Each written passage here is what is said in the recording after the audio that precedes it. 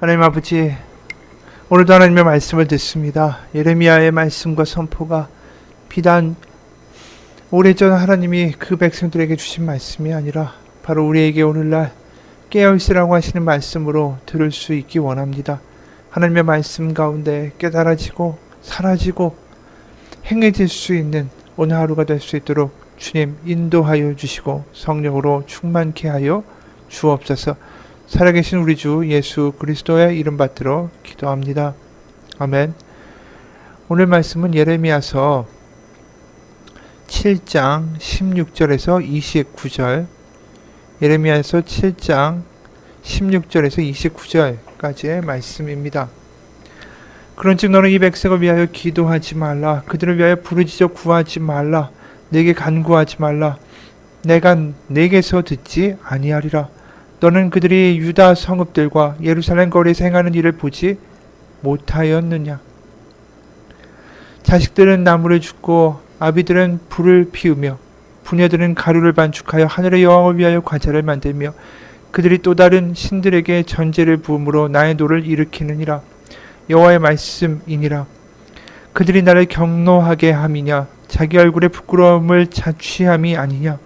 그러므로 주 여호와께서 이와 같이 말씀하시니라. 보라, 나의 진노와 분노를 이곳과 사람과 짐승과 돌나무와 땅의 소산에 부으리니 불같이 살라지고 꺼지지 아니하리라 하시니라. 만군의 여호와 이스라엘 하나님께서 이와 같이 말씀하시되 너희 희생제물과 번제물의 고기를 아울러 먹으라. 사실은 내가 너희 조상들을 애굽 땅에서 인도하여 낸 날에 번제나 희생에 대하여 말하지 아니하며 명령하지 아니하고 오직 내가 이것을 그들에게 명령하여 이르기를 너희는 내 목소리를 들으라. 그리하면 나는 너희의 하나님이 되겠고 너희는 내 백성이 되리라. 너희는 내가 명령한 모든 길로 걸어가라. 그리하면 복을 받으리라 하였으나 그들이 순종하지 아니하며 귀를 기울이지도 아니하고 자기들의 악한 마음에 꾀와 완악한 대로 행하여 그 등을 내게로 돌리고 그 얼굴을 향하지 아니하였으며 너희 조상들이 애굽 땅에서 나온 날부터 오늘까지 내가 내 종 선지자들을 너희에게 보내되 끊임없이 보내었으나 너희가 나에게 순종하지 아니하며 귀를 기울이지 아니하고 목을 굳게 하여 너희 조상들보다 악을 더 행하였느니라. 네가 그들에게 이 모든 말을 할지라도 그들이 너에게 순종하지 아니할 것이요 네가 그들을 불러도 그들이 네게 대답하지 아니하리니 너는 그들에게 말하기를 너희는 너희 하나님 여호와의 목소리를 순종하지 아니하며 교훈을 받지 아니하는 민족이라. 진실로 없어져 너희 입에서 끊어졌다 할지라. 너희 머리털을 베어버리고 벗은 산 위에서 통곡할지어다. 여호와께서 그 노하신 바 이 세대를 끊어버리셨음이라. 아멘.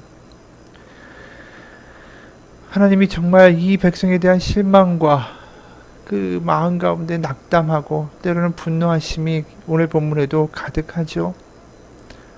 하나님을 이용만 하려고 하고 성전에 가두어 버리려고 자신들이 원하는 것만 내놓으면 딱 거기까지고 하나님의 말씀과 하나님의 열심과 하나님의 사랑에 대해서는 일절 어떠한 관심도 보이지 않는 민족이 되어버렸습니다. 그들을 사랑하여 노예였던 그 민족을 꺼내어 가나안까지 이르게 하시고 나라를 세우신 하나님의 모든 꿈과 기대가 어떻게 보면 숲으로 돌아가는 것처럼 보이는 형국이다라는 것이죠. 그래서 오늘 하나님이 직접적으로 또 이런 말씀도 하시죠. 16절 그런즉 너는 이 백성을 위하여 기도하지 말라. 그들을 위하여 부르짖어 구하지 말라. 내게 간구하지 말라. 내가 너에게서 듣지 아니하리라. 너는 그들이 유다 성읍들과 예루살렘 거리에서 행하는 일을 보지 못하느냐. 바로 예레미야 너도 보지 못하느냐. 얼마나 속이 상하시면 예레미야에게 이렇게 말씀하실까요? 그리고 구하지도 말라고 하세요. 이들이 너무나도 끔찍하다.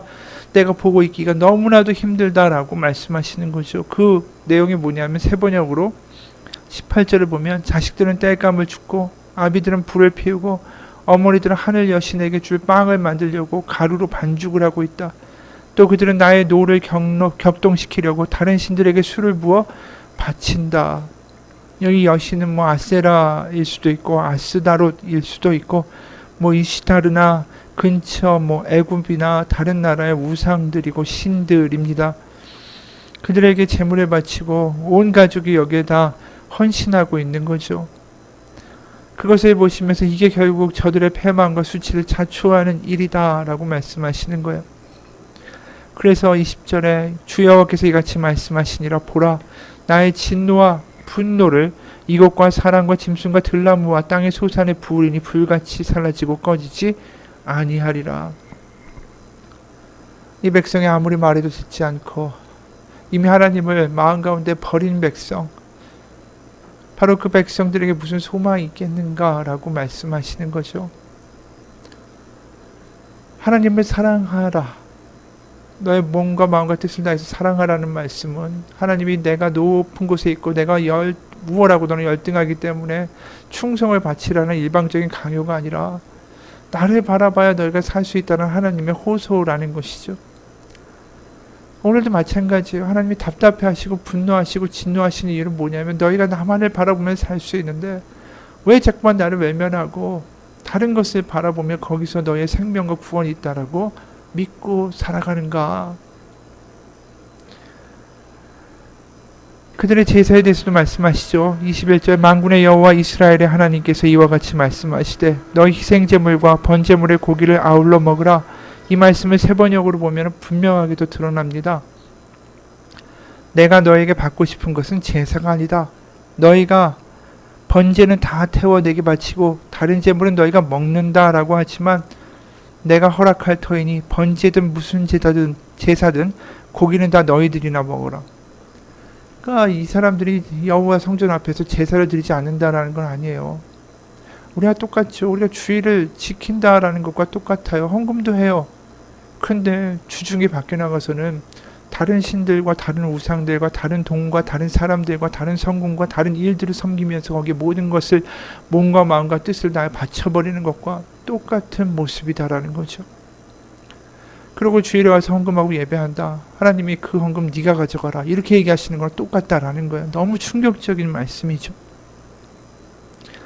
그러면서 22, 24절에 이렇게 말씀하십니다. 사실은 내가 너희 조상들을 애굽 땅에서 인도하여 낸 날에 번제나 희생에 대하여 말하지 아니하며 명령하지 아니하고 오직 내가 이것을 그들에게 명령하여 이르기를 너희는 내 목소리를 들으라. 그리하면 나는 너희 하나님이 되겠고 너희는 내 백성이 되리라. 너희는 내가 명령한 모든 길로 걸어가라. 그리하면 복을 받으리라 하였으나 그들이 순종하지 아니하며 귀를 기울이지도 아니하고 자신들의 악한 마음에 꾀와 완악한 대로 행하여 그 등을 내게로 돌리고 그 얼굴을 향하지 아니하였으며. 여기 표현이 굉장히 길죠. 그냥 너희가 내 말을 듣지 않았다, 배반했다, 나를 버렸다 이렇게 이야기하시는 게 아니에요. 순종하지 않고 귀를 기울이지 아니하고 너의 완악한 대로 행하여 등을 돌리고 얼굴을 나한테 향하지 아니하였다. 너무나도 생생한 묘사로 드러나는 거죠. 그 하나하나 그들이 한 모든 행동과 행위와 말들이 하나님의 마음에 그대로 상처가 되고 남은 거예요. 그런데도 불구하고 지금 이 이야기를 예레미야에게 하고 계신 건 뭡니까? 그냥 분노가 나시고 이 열등한 민족이 나를 무시해 진멸시켜 이러면 그냥 끝인데 지금도 예레미야를 통하여 이렇게 길게 우리가 읽은 본문들이 너무나도 길게 이스라엘의 패역한 것에 대한 이야기하지 않습니까? 이렇게 이야기하고 있다는 것 자체가 하나님도 그들에 대한 미련을 아직도 갖고 계신 거예요. 사랑을 갖고 계시는 거예요. 사랑하니까 말이 많아지고 사랑하니까 분노하고 사랑하니까 이렇게 마음의 상처를 입었노라고 말씀하고 계신 거 아니겠습니까? 오늘 너희가 드리는 고기, 재물 다 너희나 먹고 가져가라. 나에게 아무 의미가 없다. 이렇게 말씀하시지만 하나님의 마음은 결국 이거예요. 어떻게든 돌아오라. 돌아오라. 그리고 제사장들이 그만 평안하다라는 말 하지 말고 제대로 믿으라고 이야기하여야 한다. 백성들을 깨워야 된다. 그리고 제대로 믿고 돌아오게 해야 된다. 돌아오면 살 것이다. 그 말씀을 결국 하고 싶으신 것이죠. 우리도 마찬가지예요. 우리가 주일에 나와서 예배드리면서 계속 듣는 게 뭡니까? 하나님은 사랑이십니다. 하나님 당신을 포기하지 않습니다. 하나님께 돌아오십시오. 아버지께로 돌아갑시다. 우리의 삶을 아버지 앞에 드릴 때에 우리가 세상의 우상을 이길 수 있는 능력과 힘을 갖게 될 것입니다. 하나님은 아버지십니다. 살아계신 분입니다. 이 이야기를 우리가 주일에 다시 듣고 찬양하고 맹세하고 들려지는 것이 우리의 예배 아니겠습니까? 그래서 교회를 벗어나도 우리의 삶 속에서 하나님을 아버지라고 부르며 아버지와 동행하며 성령과 동행하는 삶을 살아내는 거, 그 삶을 복된 삶이라고 하고, 그것이 선한 길이라고 하고, 그것이 지금 우리가 볼 때는 답답한 길 같아도 결국 시온의 대로가 열리는 하나님의 지혜의 길이다. 바로 이 말씀이다 라는 것이죠. 오늘도 마찬가지예요. 귀를 기울이지 않고 지 마음대로 등을 내게 돌리고 얼굴도 안 보고 쌩하고 가버리는 거 마치 어린아이의 모습 같지 않습니까?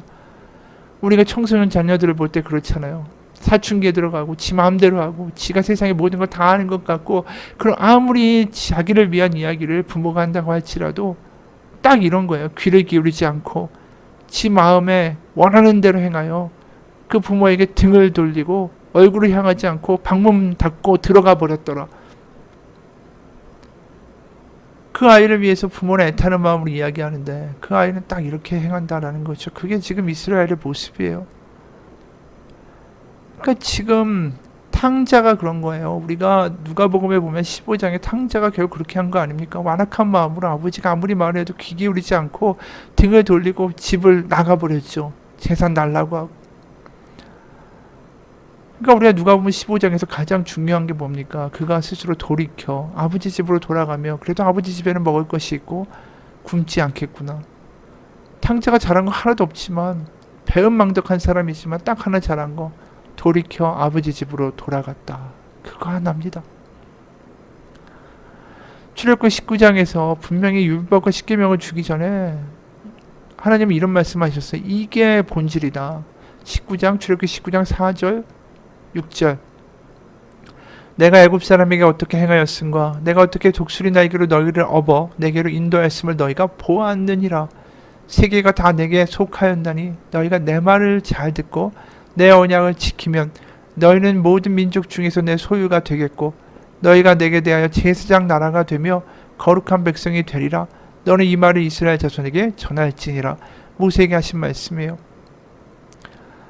결국 하나님 이 뜻 가운데 하나님을 아버지라고 섬기고 하나님을 왕으로 섬기고 하나님의 자녀와 하나님의 백성이 되어 이 땅 가운데 구별되게 살아가는 거, 그걸 위하여 내가 너희를 불렀다. 이것을 기억하라.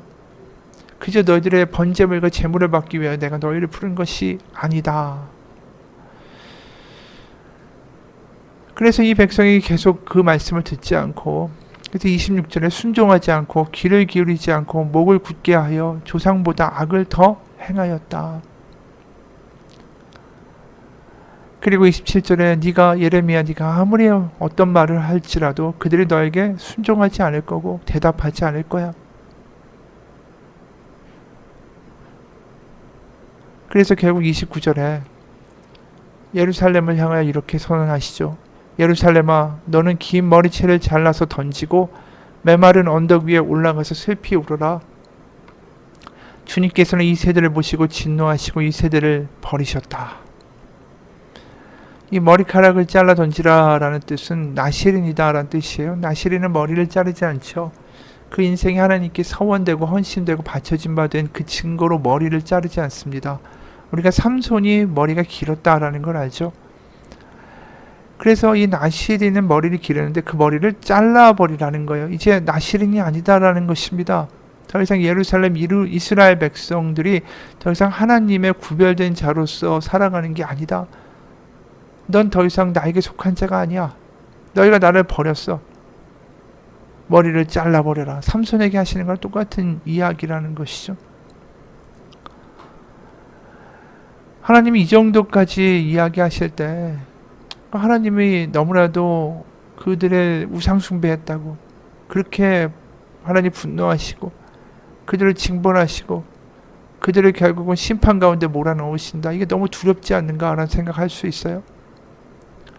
우리도 우상을 섬길 때가 있으니까 하나님을 섬기지만 하나님만 섬기는 게 아니라 하나님도 섬기고 돈도 섬기고 사람도 섬기고 우리도 그러한 모습일 수 있기 때문이죠. 그럼 우리에게도 이런 똑같은 형벌이 있는가 두려워할 수 있는 여지가 오늘 본문에 남아있어요.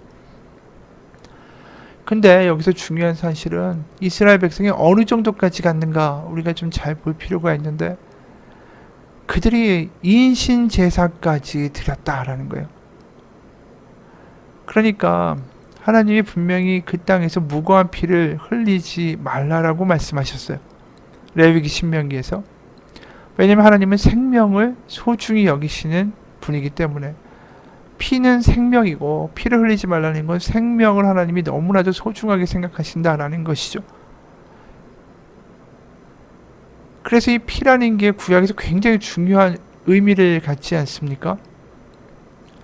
그러니까 이 생명이라는 게 굉장히 중요한 거예요. 그런데 이들이 여호와 성전에 와서 제사를 드리면서 동시에 어떤 짓을 하였는가? 우상에게 뭘 바쳤는가? 우리가 내일 본문인데 주일이니까 주일 주말에는 보지 않는 본문이죠. 거기에 31절 세 번역을 보면 이렇게 나와 있습니다.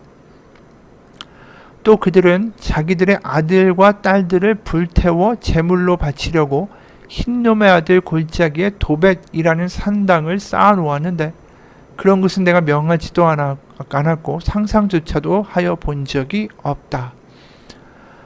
이들이 어느 지경까지 갔냐 하면 자신의 아들과 딸들을, 어린 딸과 아들들을 불태워서 제사로 바쳤다라는 거예요.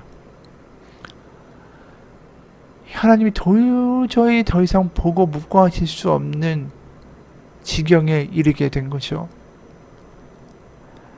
하나님이 가나안에서 이 백성들을 꺼내어 이스라엘에서 애굽에서 꺼내어 이스라엘 민족을 가나안에 넣으신 이유는 뭡니까? 노예였던 이 백성이 가나안에 가서 나라를 세우게 될 때에 정말 어려운 사람들의 마음을 긍휼히 여길 줄 아는 그 노예였던 자신들의 상황을 알기 때문에 가난하고 힘들고 고아이고 과부인 사람들의 처지를 잘 돌보아 줄 거라고 기대하신 것 아닙니까? 그러니까 장막절, 수장절 이런 거 다 지내면서 매년마다 자기들 집 옥상에다가 천막을 쳐놓고 이게 하나님 우리 출애굽시켜 주신 것을 기억하는 날이야. 이렇게 절기를 지킬 때마다 결국 자신들이 기억하는 건 뭡니까? 우리는 노예였다라는 거예요. 노예였는데 하나님 이렇게 해주셨다면 어떻게 행동해야 됩니까? 노예를 함부로 대할 수 없는 거죠. 고아와 과부를 함부로 대할 수 없는 거죠. 약자들을 약탈하거나 도륙할 수 없는 거죠. 그런데 이 사회가 어떻습니까? 지금 이 예레미야가 바라보고 있는 이 사회는 지도자들이 백성들의 권력을 다 빼먹고 있고 그들을 노예 삼아서 어떻게든 자신의 제사를 누리려고 거기에 호시탐탐 기회를 노리고 있고 또 일반 백성들은 자신들의 아들과 딸들을 불에 태워서 우상에게 바치는 일들을 하고 있었어요. 하나님이 가장 끔찍히 여기셨고 거꾸로 말하면 하나님이 가장 뿌리 뽑고 가나안에서 다른 나라로 만들고자 하셨던 가장 근본적인 동기와 이유 바로 이러한 모습들을 완전히 다 배신한 거죠. 하나님이 가장 싫어하시는 그 일들을 지금 행하고 있다라는 거예요. 그것도 성전에 드나들면서 제사 드리면서. 그러니까 하나님이 이 세상 가운데 가장 어떻게 보면 분노하시는 모습은 뭘까요? 주일에 와서 예배드리면서 주중에 나가서는 세상에 가서 악한 일을 행하고 약하고 힘든 이들의 피를 빨아먹고 사기치고 그러면서 내가 하나님 믿는다고 하면서 주일에는 예배하고 이게 하나님이 가장 싫어하시는 모습이 아닐까요? 종교라는 이름으로 사람들을 너무 태연히 죽여버리는 그러한 모습들, 우상에 숭배하면서 자기 자식들을 죽이는 모습들, 그런 사회에는 하나님의 긍휼과 사랑은 전혀 존재하지 않습니다. 우리가 수요 예배 때도 여러 번 얘기했지만 하나님을 제대로 믿고 안 믿고가 우리 가운데 드러나는 가장 큰 그 증거는 뭐냐? 우리 가운데 긍휼이 있는가예요. 우리가 약자에게 어떻게 대하는가가 우리의 신앙의 현주소를 그대로 드러내는 것입니다. 약하고 힘든 사람들을 위해 중보기도 하고 같이 기도할 때 하나님이 주시는 감동이 임하고 긍휼이 임하고 하나님이 그곳에 함께 하신다는 것을 알게 해주실 때가 얼마나 많은지 몰라요. 왜요? 하나님은 서로 사랑하며 서로 구제하며 이 땅 가운데 하나님의 사랑으로 맺어진 공동체를 만들기 원하셔서 교회를 세우신 것이기 때문이죠. 결국 긍휼과 사랑이 없다면 다 헛것이다라는 거예요. 고린도전서 13장 우리가 너무 잘 아는 구절이죠. 내가 사람의 방언과 천사의 말을 할지라도 사랑이 없으면 소리나는 구리와 울리는 꽹과리가 되고 내가 예언하는 능력이 있어 모든 비밀과 모든 지식을 알고 또 산을 옮길 만한 모든 믿음이 있을지라도 긍휼, 남에 대한 긍휼이 없다면 내가 아무것도 아니요. 내가 내게 있는 모든 것으로 구제하고 또 내 몸을 불사르게 할지라도 긍휼이 정말 내 안에 있어서 하는 것이 아니라면 내게 아무 유익이 없다. 이렇게 말씀하는 거예요. 결국 이 사도 바울의 이야기나 오늘 예레미야의 이야기나 다 일맥상통하는 거예요. 하나님 같은 분이시니까. 옛날 어느 유대 마을에 가뭄이 들었대요. 아예 하늘이 꽉 막혀버린 것처럼 비가 내리지 않는 거예요. 한 해 내내. 우물까지도 바닥을 드러내기 시작하고 온 동네 사람들은 어떻게 해야 될까 발만 동동 구르다가 해답을 찾기 위해서 랍비를 찾아갔습니다. 랍비는 조용히 그 이야기를 듣고는 온 동네에다 금식을 선포하고 동네 사람들은 하늘에서 비가 내리기를 기도하면서 금식에 들어갔죠. 그러나 비는 내리지 않았습니다. 랍비가 말합니다. 우리가 힘을 합하여 모세오경에 나오는 율법을 빠짐없이 철저히 준행합시다. 그러면 하늘이 감동해서 비를 내릴 겁니다. 이 말을 듣고 온 동네 사람들이 성경을 한 구절 한 구절 죽기 살기로 실천하기 시작했습니다. 그러나 하늘에서는 전혀 비가 내릴 기미가 보이지 않았죠. 그러니까 동네 사람들 사이에서 이상한 말이 떠들기 시작했습니다. 비가 오지 않는 이유는 동네에 이 부정한 사람이 있기 때문이다라는 거죠. 그래서 하나님이 분노하셔서 이 동네가 심판받고 있다라는 말이었어요. 그러자 사람들은 이 부정한 자를 찾기 위해서 온 동네를 헤집기 시작했습니다. 그리고 성남 마을 사람들은 한 남자를 붙잡아서 광장으로 끌고 왔는데 이 사람이 저지른 죄는 뭐냐면 이혼한 이 남자가 전처한테 돈을 주었다라는 이유였어요.